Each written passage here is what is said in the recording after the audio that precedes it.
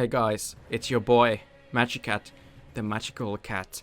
And this is my first impressions of Nioh 2. Bear in mind that I'm gonna show at least 7 levels and bosses, so spoiler alert for those. Now, if you saw my community post, you might be thinking that I hate this game. I don't, but we are gonna go one level and boss at a time. The first level was good, I liked the mood of it, and I picked the Switchglaive as my primary weapon. Now I said I don't want to use magic, but magic scales with the Switchglaive, so... And I couldn't say no to the Switchglaive. I mean, it's practically a bloodborne weapon. Like, come on. And I picked the hatchets as my secondary weapon. And why those two? Well, because they're the new weapons, and they look cool. I also have a character with an Odachi, but I don't think I'm gonna get far with that character, for a reason I'm gonna explain soon. And the boss in the first level is good, but that's about all I'll say because I wanna save my opinions for the boss ranking. The next level was alright, but I didn't like the forge part.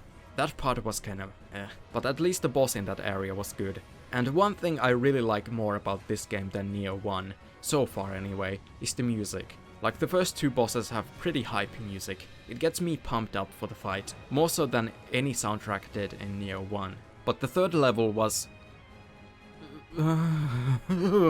it had loads of poison, and it had these annoying snake women.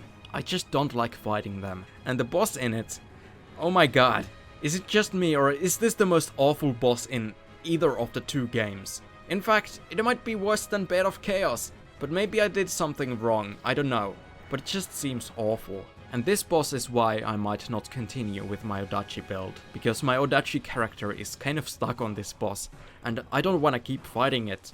And the level after that is not a huge improvement. It starts out meh and ends badly with the lightning chasing you around.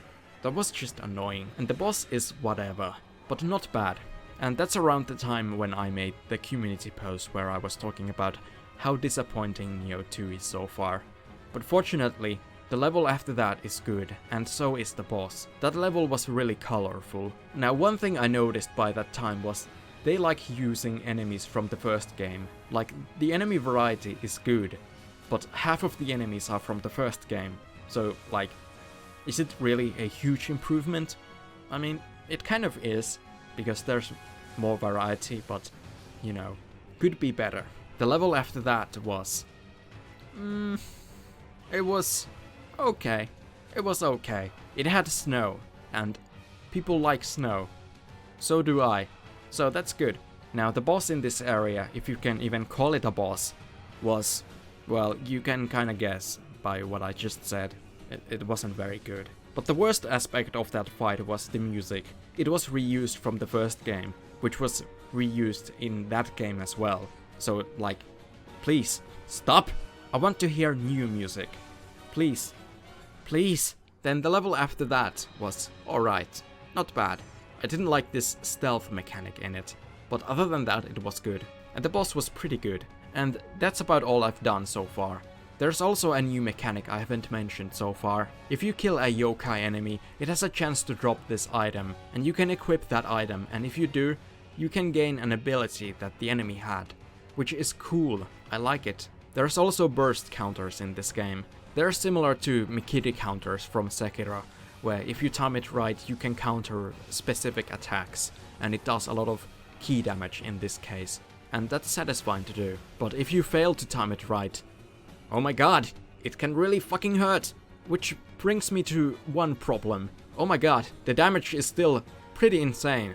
Like the damage you take. I take like 80% of my health from basic enemies pretty often. But then again, I'm wearing light armor, so that might be why. But the best thing so far is that the submissions are optional. How great is that? Because so far they seem pretty meh. Not bad, but not for me. And I'm not under-leveled despite ignoring like half of them. So that's good. So that's my first impressions with Nioh 2 so far. If I compare this to the beginning of Nioh 1, I would say this is better. Like, the beginning of Nioh is pretty bad. Like, you have Onryoki, that's a good boss. The tutorial boss is bad. What's the third boss? Was it Hinoenma? Hinoenma is alright.